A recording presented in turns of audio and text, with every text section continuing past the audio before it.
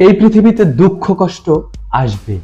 আপনি অনেক কিছুর দ্বারা ক্ষতিগ্রস্ত হতে পারেন, কিন্তু নিজেকে আগলে রাখতে হবে। যদি না রাখেন, প্রতিটি মানুষ আপনার হৃদয়কে ভেঙে দিয়ে যাবে। আমাদের জীবনটা একটা গল্পের মতো, কখনো সুখের, কখনো কষ্টের। কিন্তু এই গল্পের প্রধান চরিত্র কে? আপনি নিজেই। অন্যকে ভালোবাসতে হলে আগে নিজেকে ভালোবাসতে জানতে হয়। শুনতে হয়তো সাধারণ মনে হয়, কিন্তু নিজের প্রতি ভালোবাসা না থাকলে আমরা অন্যকে কিভাবে ভালোবাসবো? আমাদের ভেতরের শূন্যতা কখনো পূর্ণ হতে পারে না যদি না আমরা নিজেকে ভালোবাসি। আপনি যেমন আছেন তেমন ভাবেই নিজেকে ভালো রাখার চেষ্টা করুন। পৃথিবী আপনাকে ভালো বা মন্দ বলে চিহ্নিত করবে, কিন্তু আপনার সুখ আপনার হাতেই।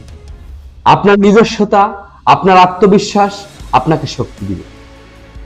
নিজেকে প্রাধান্য দেওয়া কোনো স্বার্থপরতা নয়, বরং এটি আত্মসম্মান। যে নিজেকে প্রাধান্য দেয় সে জানে তার নিজের ক্ষমতা ও সীমাবদ্ধতা। সে কখনোই ঠকে না, অন্য কাউকেও ঠকায় না। তাই নিজেকে গুরুত্ব দিতে শিখুন। নিজেকে ভালোবাসার পেছনে সবচেয়ে বড় কারণ হলো আপনি নিজেকে কখনো ধোঁকা দিতে পারবেন না। আপনি নিজেই আপনার সবচেয়ে বিশ্বস্ত বন্ধু হন। আমরা প্রতিনিয়ত অন্যদের বিশ্বাস করতে গিয়ে ভেঙে পড়ি, কিন্তু নিজের উপর বিশ্বাস রাখলে ভাঙা সহজ না। তাই নিজের উপর বিশ্বাস রাখুন। এই পৃথিবীতে দুঃখ কষ্ট আসবে। আপনি অনেক কিছুর দ্বারা ক্ষতিগ্রস্ত হতে পারেন, কিন্তু নিজেকে আগলে রাখতে হবে।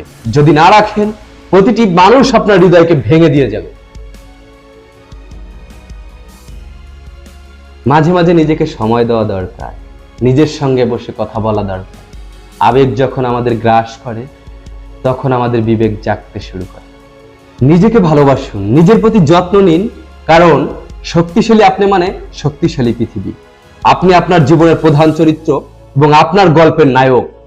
নিজের প্রতি আস্থা রাখুন আর এগিয়ে যান। নিজেকে ভালোবাসুন, নিজের গল্পকে সুন্দর করে তুলুন।